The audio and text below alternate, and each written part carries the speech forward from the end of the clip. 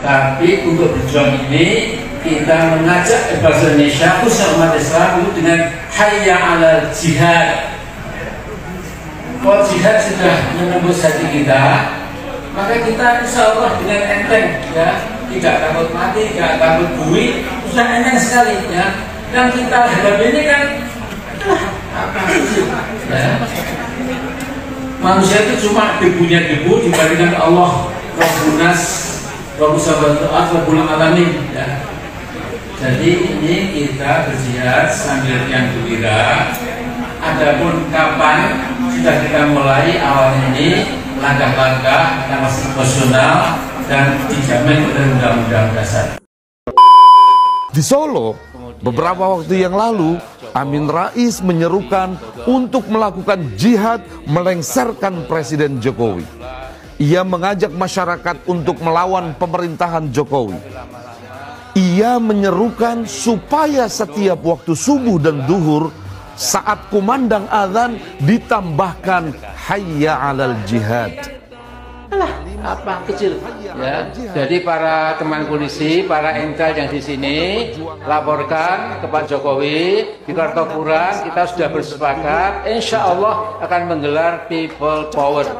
Kemudian minta please Mr. Jokowi stand down, jangan bilang walaupun itu oleh seorang presiden, kalau memang brengsek dan busuk, ya mari kita. Amin Rais sedang membangun politik identitas berbasis agama, sentimen agama dikeluarkan kembali untuk menyerang presiden, menyerang pemerintah yang sah. Mohon maaf, saya tidak tahu ada apa dalam otak Amin Rais ini. Bagaimana kami yang muda-muda ini menghormati orang sepuh seperti Amin Rais kalau kelakuannya sendiri tidak bisa menjaga marwah dan kehormatannya sendiri. Ini yang membuat saya tuh kadang-kadang jengah gitu. Saya berusaha menahan diri untuk tidak mengeluarkan kata-kata yang keras kepada orang-orang sepuh, kepada senior-senior bangsa. Tapi kalau sekualitas Amin Rais yang setiap saat, setiap waktu memprovokasi masyarakat untuk melengsarkan, memakzulkan seorang presiden yang masih menjabat dan tidak mempunyai kesalahan apapun, bagi saya harus kembali teriak keras menentang Amin Rais. Di Solo, beberapa waktu yang lalu, Amin Rais menyerukan untuk melakukan jihad melengsarkan Presiden Jokowi. Ia mengajak masyarakat untuk melawan pemerintahan Jokowi. Ia menyerukan supaya setiap waktu subuh dan duhur saat kumandang azan ditambahkan hayya 'alal jihad. Kalimat azan hayya 'alal jihad, kata Amin Rais, merupakan kode perjuangan melengsarkan Jokowi. Kumandangkan saat subuh dan duhur, ujarnya. Cara-cara politik yang culas seperti ini karena tidak mungkin bisa dipertanggungjawabkan secara akal sehat. Maka simbol-simbol agama digunakan untuk membungkus kebusukan politik kebencian. Orang memiliki akal sehat dan nalar yang baik pasti akan menolak semua bentuk politisasi agama. Hanya orang-orang bodoh yang bisa dipengaruhi dengan petuah-petuah agama lalu ikut-ikutan larut dalam kebencian dan kedengkian. Jika engkau ingin menguasai orang-orang bodoh, bungkuslah semua hal yang batil dengan kemasan agama.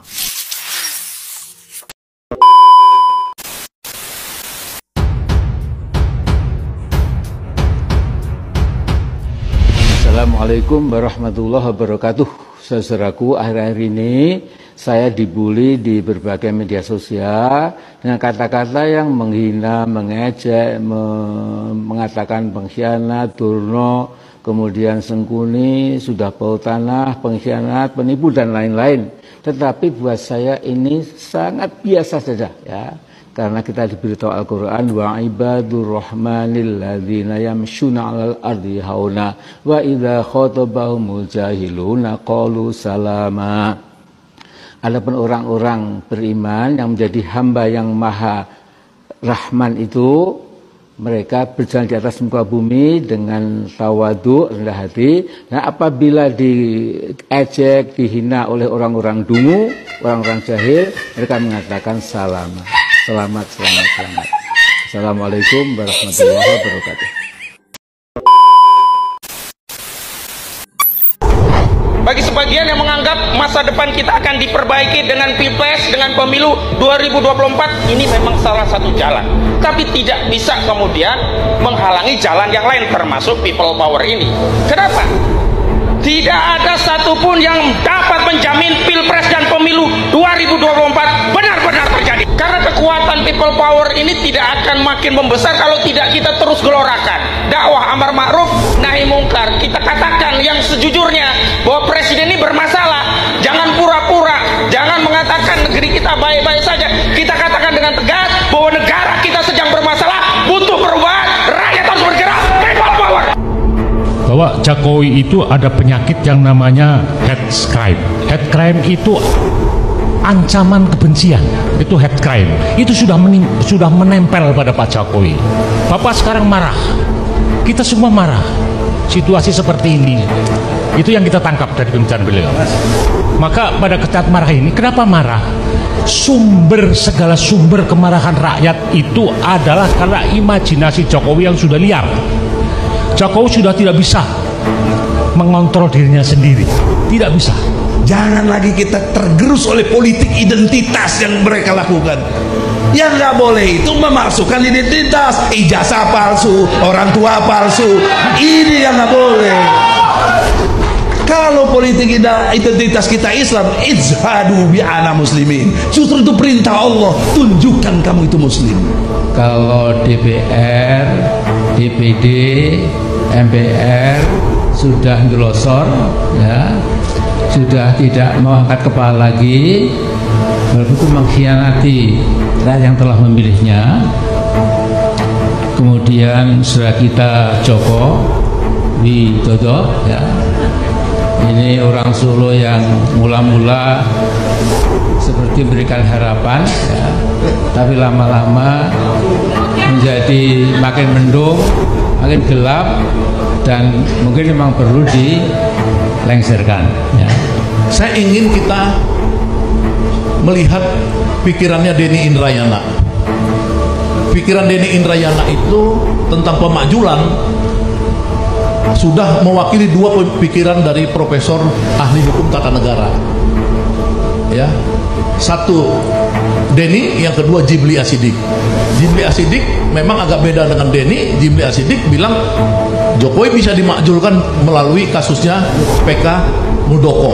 Tapi Denny Indrayana lebih luas lagi, bukan hanya PK Muldoko, tapi cawe-cawe Jokowi. Nah, saya tadi bilang kepada Bung Taufik agar ada konferensi ahli-ahli hukum untuk menyatakan bahwa Jokowi itu sudah pantas dimakjulkan. 20 Oktober, hari pelantikan Jokowi 2019. Maka Oktober itu juga yang kita sebut tadi, hari turunnya Jokowi. Sekarang rezim tirani, rezim oligarki, rezim demokrasi, rezim Jokowi sedang berjaya. Besok hina dina akan berada di tempat yang paling bawah. Bukan hanya turun, tapi akan berbaju oranye, masuk ke sel, di penjara, saudara-saudara sekalian. Ayo turunkan, ayo penjarakan, karena dosa-dosa politiknya sudah banyak sekali. Sudah banyak sekali dosa-dosa politiknya. Ngakak mau lengserkan Jokowi dari Solo, Amin Rais diseleding Gibran. Coba Amin Rais itu kan fokus menyerukan untuk melengsarkan Pak Jokowi. Silakan ya. Semoga ini kan narasi yang sebenarnya dibangun setiap tahun. Ya malah jadi rutinitas ya. Bosen ya. Dan nggak ada hasil. Ya, wis. Semoga apa tadi Mas? Mas Gibran sendiri? Semoga apa tadi? Ya semoga Pak Amin Rais Saya terus terang heran gitu ya. Orang-orang kayak Amin Rais dan teman-temannya yang seusia, yang sama-sama tua, masih bicara soal people power. Emangnya mereka punya power? Karena saya bingung gitu ngelihat orang-orang yang ada dalam forum itu yang sama-sama tua kayak Amin Rais gitu ya. Bicara soal pelengseran Presiden Jokowi, bicara soal mimpi bahwa mereka bisa menurunkan Presiden Indonesia, itu omong kosong gitu. Mohon maaf. Ini kalau cuma ngadepin mbah-mbah kayak Amin Rais dan kawan-kawannya, kakek-kakek yang sudah tua-tua itu, ini nggak usah TNI dan Polri. Saya sendiri ngadepin 10 orang kayak mereka, saya siap gitu. Gibran tidak melihat perkataan Amin Rais ini sebagai sebuah ancaman ya. Malah diketawain, kayak sama anak kecil yang lagi marah-marah, minta dikasih es krim gitu ya. Gibran pasti paham betapa hausnya Amin Rais ini akan perhatian publik. Omongan Amin Rais itu memang selalu dibuat provokatif ya. Dulu ketika menjelang Pilpres 2019, Amin Rais menyebut soal partai setan dan partai Allah. Bahwa partai-partai politik di tanah air terdiri dari dua kutub, yakni partai setan dan partai Allah.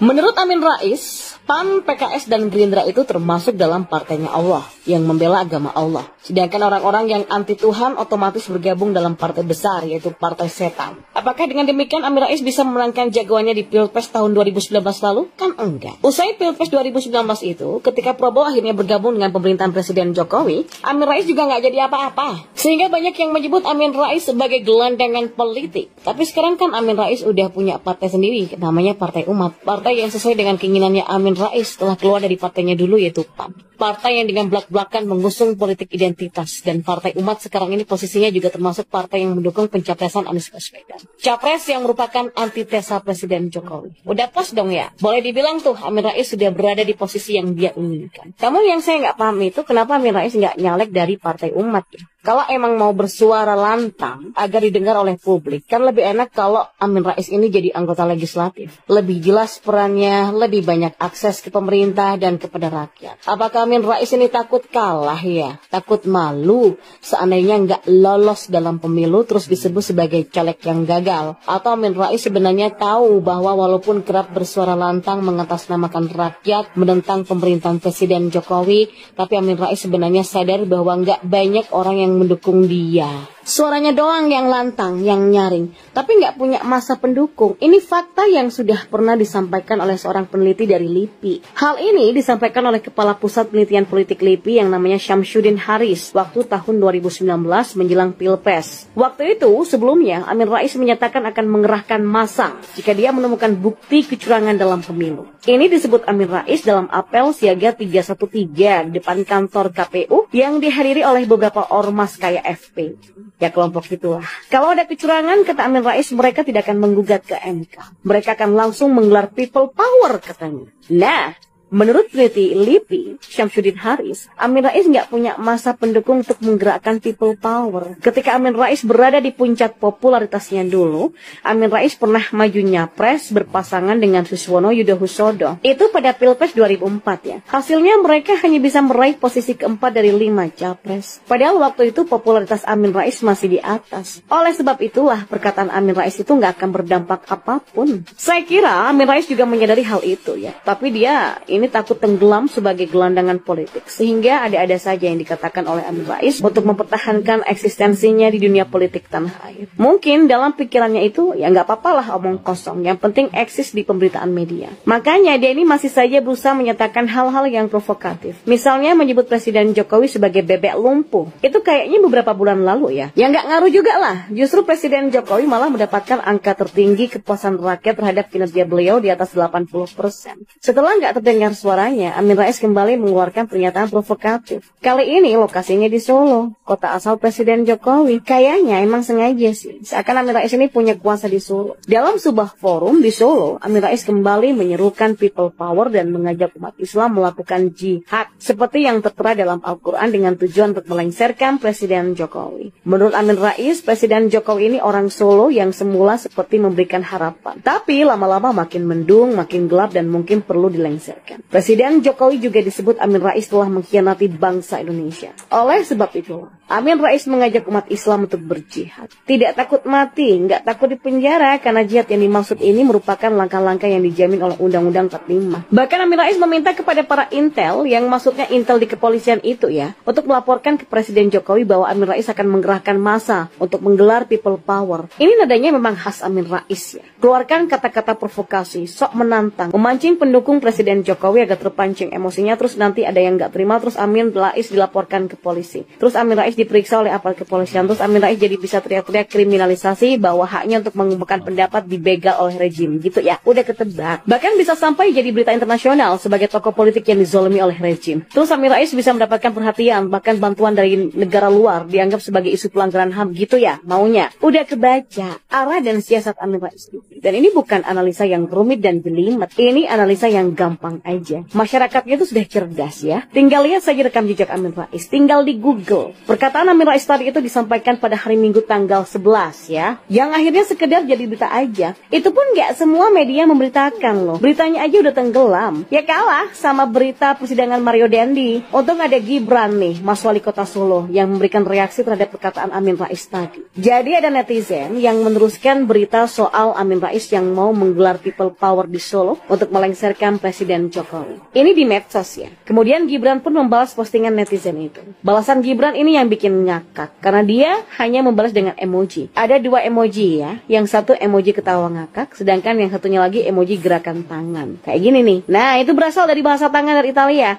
Artinya merasa nggak sabar atau gemes atas kelakuan atau perkataan orang lain yang dirasa mengganggu. Kira-kira kayak ngomong gini, mau lu apa sih? Mau lu itu apa ya? Gitu-gitulah kira-kira. Tentu sambil ketawa ngomong. Artinya Gibran tidak melihat perkataan Amin Rais ini sebagai sebuah ancaman. Malah diketawain. Kayak sama anak kecil yang lagi marah-marah, minta dikasih es krim. Gibran pasti paham betapa hausnya Amin Rais akan perhatian publik. Dan omongan Amin Rais itu nggak jadi berarti apa-apa. Karena pemimpin kota Solo sendiri nggak menanggapinya dengan serius. Ya publik pasti lebih bercermin kepada reaksi Gibran ketimbang ocehannya yang kosong, ocehan kosong si Amin Rais. Ya begitulah, tong kosong bunyinya. Amin Rais pernah mengatakan bahwa kondisi negara saat ini telah dikuasai penuh oleh oligarki. Bahkan KKN yang dulu sama-sama ditentang justru tumbuh subur sekarang ini. Amin Rais lantas mengingatkan Presiden Jokowi agar memikirkan fenomena tersebut, mengingat saat ini masih ada 1 tahun Jokowi untuk memimpin bangsa Indonesia. Intinya Amin Rais itu sangat cemas kalau Jokowi nggak bisa menjabat sampai selesai. Entah itu mungkin dimundurkan atau faktor apa. Dia khawatir, cemas. Amin Rais ini agak munafik sih. Ngapain khawatir gitu loh, Jokowi nggak bisa selesai jabatannya. Jujur aja deh, bukankah dia yang bakal paling senang kalau Jokowi mundur atau dilengsarkan? Bukankah itu yang selama itu dia impikan dan harapkan tapi tidak kunjung terwujud? Lihat aja tingkahnya selama ini, selalu nyinyir dan membuat kontroversi lewat ucapannya yang seolah nggak dipikir dulu. Nyinyirannya sangat luar biasa parah, dari caranya menyindir dan menghujat terkesan kalau dia sangat tidak senang dengan pemerintahan Jokowi. Mungkin saja dalam hatinya dia berharap Jokowi nggak pernah jadi presiden, melainkan dirinya yang jadi presiden.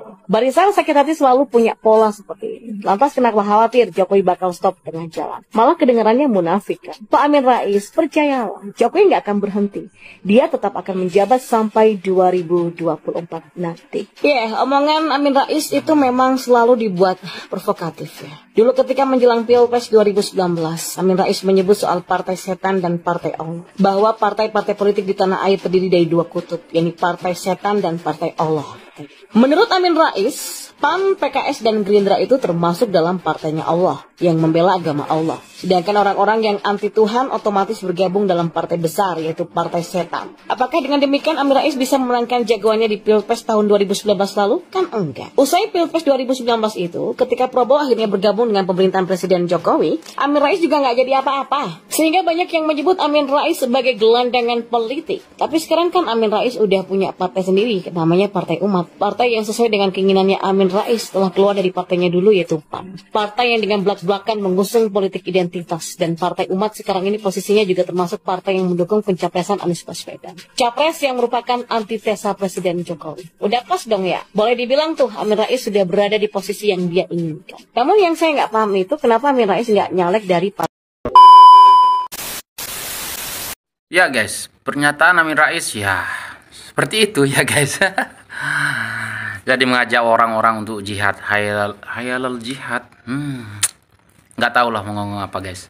Kalian komen apa pendapat Anda di bawah ya, di bawah kolom komentar kalian komen aja. apakah benar perkataan-perkataan ataupun apa yang diomongin Bapak Amin Rais ya. Pokoknya jadi malu sendiri juga tadi ya guys. Jadi malu sendiri juga, malah ngadu ke netizen, dihujat netizen. Waduh, parah Bang Amin Rais. Oke guys, sekian, terima kasih. Assalamualaikum warahmatullahi wabarakatuh.